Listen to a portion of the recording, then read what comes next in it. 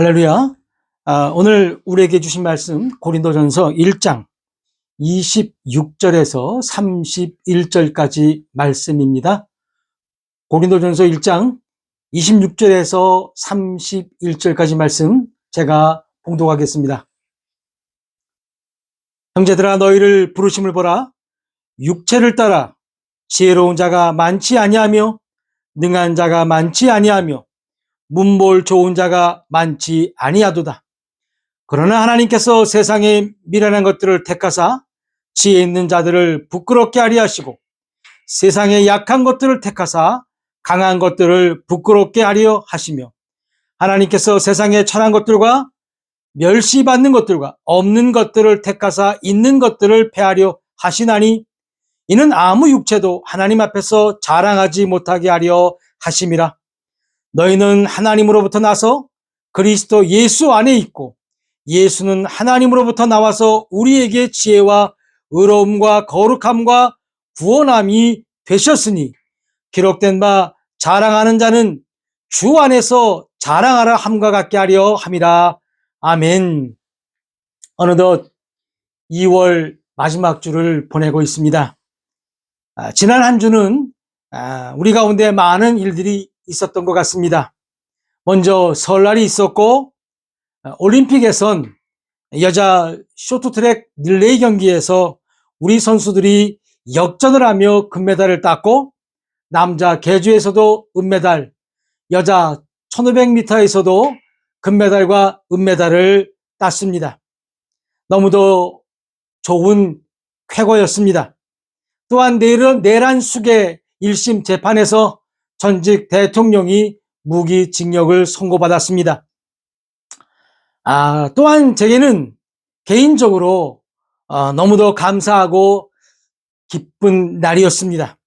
꼭 일주일 전에 사랑하는 생명을 하나님께서 저희 가족에 보내주셨습니다. 미국에서 저희 손자가 2월 15일 오후 6시 26분에 태어났습니다. 그날 새벽에 저는 꿈을 꾸었습니다.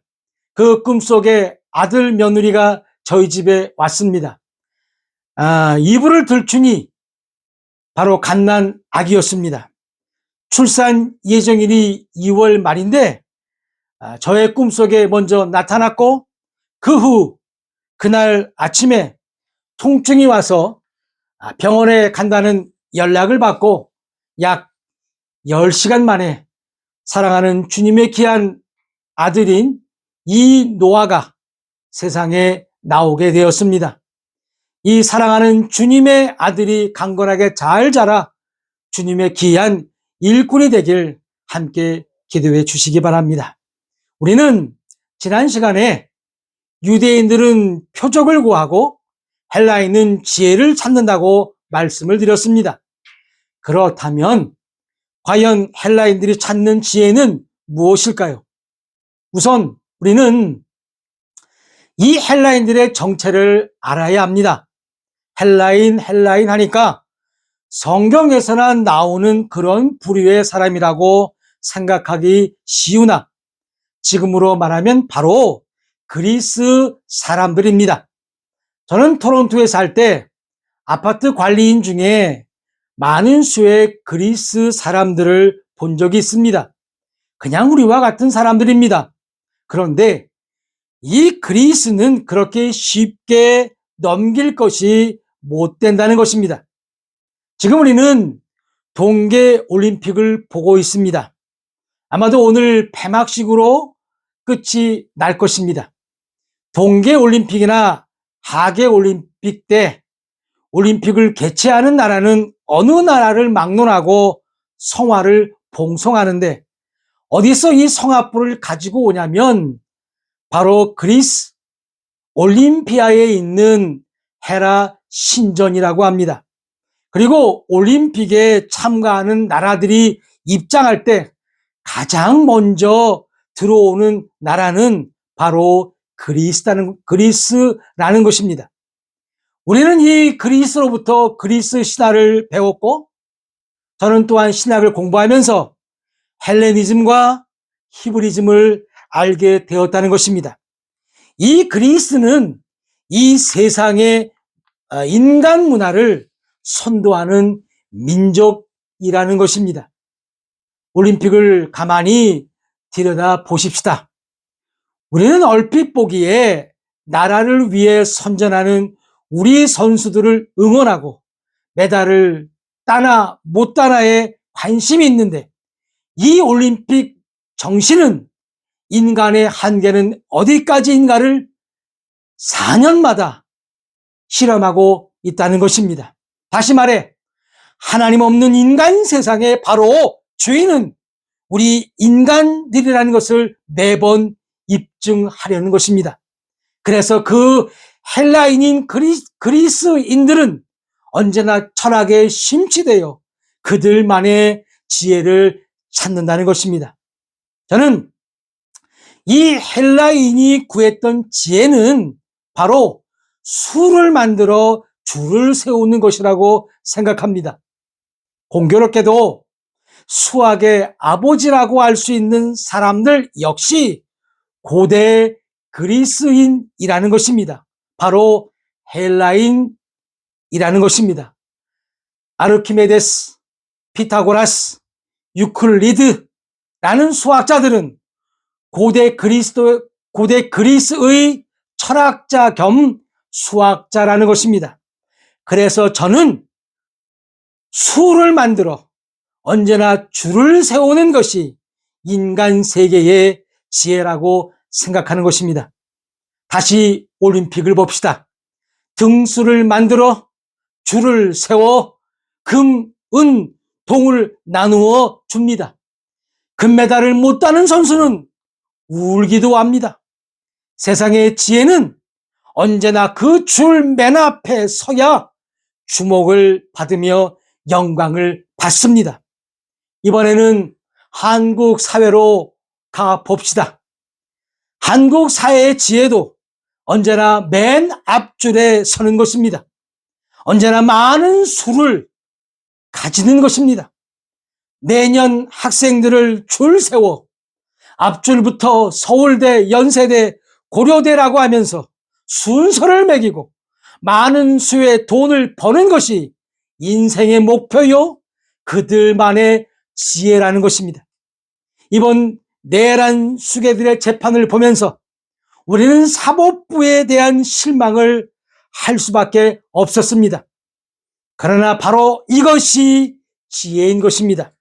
그들은 감히 아무나 갈 수 없는 서울대 법대를 나와 감히 아무나 붙을 수 없는 사법고시에 합격해 자신들만의 줄을 만들어 자신들 마음대로 판결을 내린다는 것입니다. 불만 있으면 너희도 서울대 나와서 고시에 합격해라는 식이라는 것입니다. 바로 이것을 세상에서는 지혜라고 한다는 것입니다. 우리 사회는 점점 더 이러한 헬레니즘으로 세상 지혜는 팽창되어 나아갈 것입니다. 이제 인간의 한계를 뛰어넘을 AI가 개발되고 있다는 것은 바로 세상을 다스리는 악한 영이 마지막 때임을 밝히고 있다는 사실 또한 깨닫기를 소망합니다. 그래서 여러분, 예수 믿는 우리들은 언제나 깨어 있어야 합니다. 세상은 결코 약한 인간이나 숫자가 없거나 숫자가 적은 인간을 대접하기를 원하지 않는다는 것입니다. 오직 금메달이고 오직 앞자리이며 오직 많은 수의 돈을, 물질을 소유해야 사람다운 사람으로 인정받는다는 것이 바로 헬라인들이 찾는 지혜, 즉 세상적인 지혜라는 것입니다. 오죽하면 나라를 바꾸어서라도 앞줄에 서려고 금메달을 따려고 그렇게 애를 쓰겠습니까? 바로 이 세상 사람들이 살아가는 지혜라는 것입니다. 그런데 하나님께서는 이러한 지혜를 철저하게 무시하신다는 것입니다. 그리스도만이 하나님의 능력이요, 하나님의 지혜라고 선포하고 계시다는 것입니다. 당연히 이 하나님의 지혜는 세상 사람들에게는 미련한 것입니다. 앞으로 나아가야 하고 줄을 잘 서야 하고 많은 수의 재물을 모아야 하는데 하나님은 그런 것이 지혜가 아니라고 선포하고 계시다는 것입니다. 오늘 본문 26절입니다. 형제들아, 너희를 부르심을 보라. 육체를 따라 지혜로운 자가 많지 아니하며 능한 자가 많지 아니하며 문벌 좋은 자가 많지 아니하도다. 본문은 이렇게 말합니다. 형제들아, 너희를 부르심을 보라. 즉 너희 주위를 둘러보라는 겁니다. 하나님께서는 어떤 사람들을 불러 하나님의 백성이 되게 하셨는지 둘러보라는 겁니다. 어떤 자들이 보이십니까? 바울은 이렇게 말합니다. 육체를 따라 지혜로운 자가 많지 아니하며 능한 자가 많지 아니하며 문볼 좋은 자가 많지 아니하도다. 한마디로 세상의 지혜하고는 상관없는 자들이라는 것입니다. 사랑하는 성도 여러분, 여러분들의 교회는 어떠십니까? 교회에서도 세상의 지혜인 수에 능통하고 줄을 서고 앞장서기를 좋아하는 자들로 구성되어 있다면 그것은 과연 교회일까요? 아니면 교회의 탈을 쓴 세상일까요? 지난주에 말씀을 드렸던 문둥병에 걸려 부모에게 버려진 한 여인을 기억할 것입니다. 심령이 가난하지 않으면 하나님의 지혜가 들어갈 틈이 없습니다. 문둥병에 걸려 도무지 세상의 지혜로 살아갈 수 없는 자였기에 하나님의 지혜이신 그리스도께서 구원해 주심을 믿으시기를 주의 이름으로 축원합니다. 본문 27절과 28절 말씀입니다. 그러나 하나님께서 세상의 미련한 것들을 택하사 지혜 있는 자들을 부끄럽게 하려 하시고 세상의 약한 것들을 택하사 강한 것들을 부끄럽게 하려 하시며 하나님께서 세상의 천한 것들과 멸시받는 것들과 없는 것들을 택하사 있는 것들을 폐하려 하시나니 저는 이 말씀을 묵상하면서 하나님께 무한 감사를 드립니다. 내가 만약 세상 지혜에 빠져 있었다면 과연 하나님께서 택하셨을까 하는 것입니다. 세상은 없다고 무시하고 약하다고 천시하지만 하나님께서는 세상과 정반대로 그래서 우리를 택하셨다는 사실에 감사하시기를 바랍니다. 바로 이것이 하나님의 은혜인 것입니다. 아멘입니다. 29절입니다. 이는 아무 육체도 하나님 앞에서 자랑하지 못하게 하려 하심이라. 다시 올림픽을 꺼내봅니다. 4년마다 펼쳐지는 경기를 보면서 우리는 선수들이 세대 교체하는 것을 보게 됩니다. 그리고 세계 신기록이 깨지고 새로운 신기록이 수립됨을 볼 수 있습니다. 이는 아무 육체도 하나님 앞뿐만 아니라 인간들 앞에서도 자랑하지 못한다는 것입니다. 이 말씀을 좀 더 성경적으로 보면 하나님의 영광스러운 면전에 설 수 있는 육체는 결단코 없다는 것입니다. 왜요? 우리의 이 육체는 흙에서 와서 다시 흙으로 돌아간다는 것입니다. 그럼 여러분 남는 게 뭐가 있을까요? 바로 영과 혼입니다.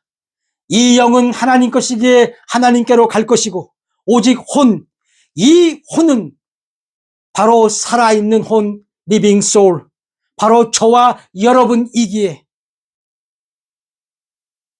이 혼이 주님 앞에 선다는 사실을 믿으시기를 바랍니다.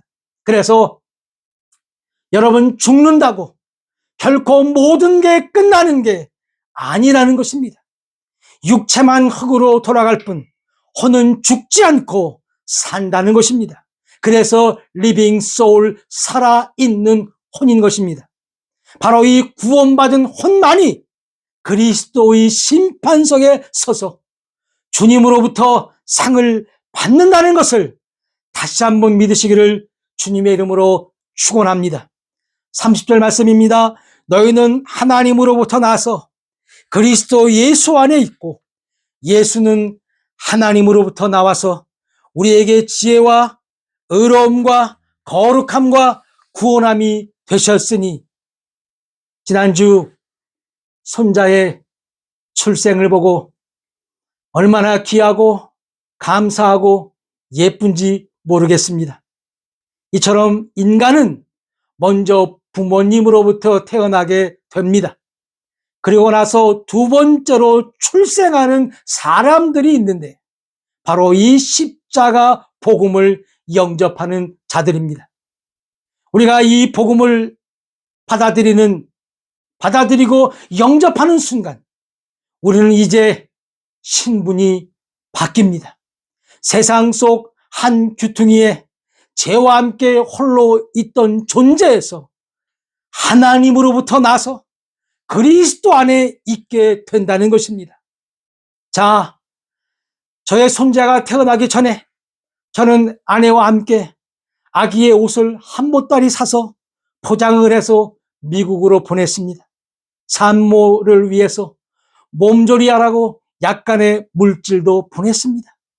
이처럼 새로 태어난 우리에게도 주님께서는 귀한 선물을 주신다는 것입니다. 우리가 바로 읽었던 말씀입니다. 바로 지혜와 의와 거룩함과 구속인 것입니다. 이 말은 그리스도인으로 거듭난 우리들은 어리석고 약하고 더럽고 버려진 자들이라서 우리 힘으로는 그 어느 것도 할 수 없는 처지가 되었던 사람들이라는 것입니다. 하지만 예수 그리스도께서 우리를 위해 이 모든 것들이 되어 주셨다는 것입니다. 여러분들이 구원받고 그리스도인들이 되었다면 이제부터 주 예수 그리스도, 바로 그분이 여러분의 지혜가 되어주시고 의가 되어주시고 거룩함과 우리의 구원이 되어 주신다는 것을 믿으시기를 바랍니다. 고린도후서 5장 21절 말씀입니다. 하나님이 죄를 알지도 못하는 이를 우리를 대신하여 죄로 삼으신 것은 우리로 하여금 그 안에서 하나님의 의가 되게 하려 하심이라. 예수님을 죄로 삼으신 것은 우리를 하나님의 의가 되게 하기 위함이라는 것입니다. 요한복음 17장 19절입니다. 또 그들을 위하여 내가 나를 거룩하게 하오니 이는 그들도 진리로 거룩함을 얻게 하려 함이니라. 우리도 진리를 통해 거룩하게 하려 함이라는 것입니다. 에베소서 1장 7절입니다. 우리는 그리스도 안에서 그의 은혜의 풍성함을 따라 그의 피로 말미암아 속량 곧 죄 사함을 받았느니라. 우리 성경은 죄 사함이라고 기록되어 있는데 죄가 복수입니다. 죄들의 용서함, 이것이 곧 구속이요. 그 구속은 우리의 행위에 의해서가 아니라 그의 보혈, 즉 예수님의 보혈, 주님의 보혈을 통해서라는 것입니다. 아멘입니다. 오늘 본문 마지막 31절입니다. 기록된 바 자랑하는 자는 주 안에서 자랑하라 함과 같게 하려 함이라. 그래서 우리가 자랑할 수 있는 것은 오직 그리스도 예수뿐이라는 겁니다. 그분은 우리를 위해 지혜와 의와 거룩함과 구속이 되셨고 그분을 통하여 우리가 그것들을 얻었다는 것입니다. 그래서 우리가 외칠 수 있는 것은 오직 주 예수 그리스도뿐이라는 것입니다. 31절에 기록된 바라고 쓰여 있는데 과연 무엇에 대한 기록을 바울은 전하고 있는 걸까요? 구약성경 예레미야 9장 23절과 24절입니다. 여호와께서 이와 같이 말씀하시되 지혜로운 자는 그의 지혜를 자랑하지 말라. 용사는 그의 용맹을 자랑하지 말라.